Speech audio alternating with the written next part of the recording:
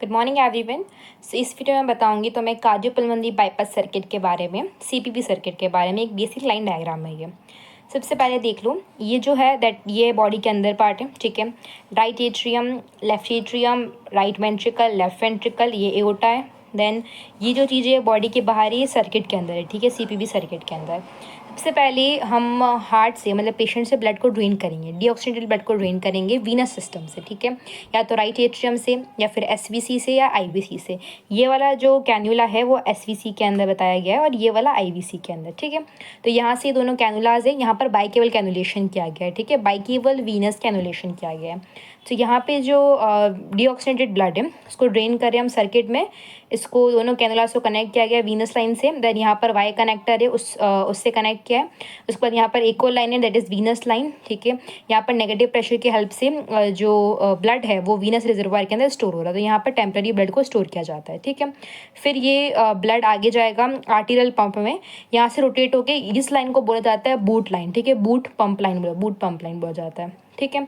यहाँ पर ब्लड आएगा ऑक्सीनेटर के अंदर, यहाँ पर ऑक्सीजनेशन होगा, यहाँ पर इंटीग्रेटेड हीट एक्सचेंजर भी होता है, ठीक है। सो यहाँ पर ऑक्सीजनेशन होगा, मतलब exchange of oxygen and CO2।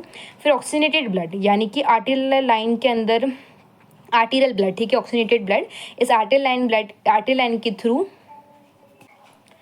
फिर ऑक्सीनेटर से ऑक्सीनेटेड ब्लड आर्टरी लाइन के थ्रू जाएगा एओर्टा में विद द हेल्प ऑफ, यहाँ पर और भी कंपोनेंट्स होते हैं पर जो मेन कंपोनेंट है वो that is artery line filter. यहाँ पे ब्लड फिल्टर होता है, ठीक है। सो यहाँ से ब्लड फिल्टर होके जाएगा एओर्टा के अंदर। यहाँ पे एओर्टा में एओर्टिक कैनुला इंसर्टेड रहेगा।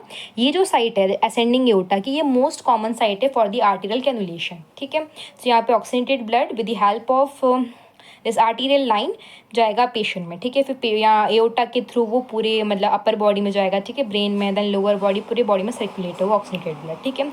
अब हम ये सीपीबी सर्किट का यूज़ कर रहे हैं, ठीक है, ओपन हार्ट सर्जरी कर रहे हैं, तो उसमें हम हार्ट को टेम्परेरी अरेस्ट करते हैं, तो उसके लिए हमको ज़रूरत पड़ती है कार्डियोप्लीजिया सोल्यूशन की। जो ये कार्डियोप्लीजिया है, ठीक है, ये सोल्यूशन पोटेशियम रिच होता है, ठीक है। सो उसकी वजह से हार्ट टेम्परेरी अरेस्ट किया जाता है। सो यहाँ पे कार्डियोप्लीजिया सोल्यूशन को with the help of cardioplegia pump deliver करते टू दी पेशेंट, ठीक है। देखो यहाँ एओर्टा पे क्लैंप लगाया जाता है, इसके ऊपर यहाँ पे एओर्टिक कैनुला है, ठीक है, मतलब आर्टीरियल कैनुला है जिससे आर्टीरियल ब्लड को ट्रांसफ्यूज कर रहे पेशेंट में, ठीक है। अब यहाँ पर होता है कार्डियोप्लीजिया कैनुला इंसर्ट किया जाता है, जिसके थ्रू कार्डियोप्लीजिया को इंसर्ट करते हैं हम into the heart, directly into the heart, ठीक है।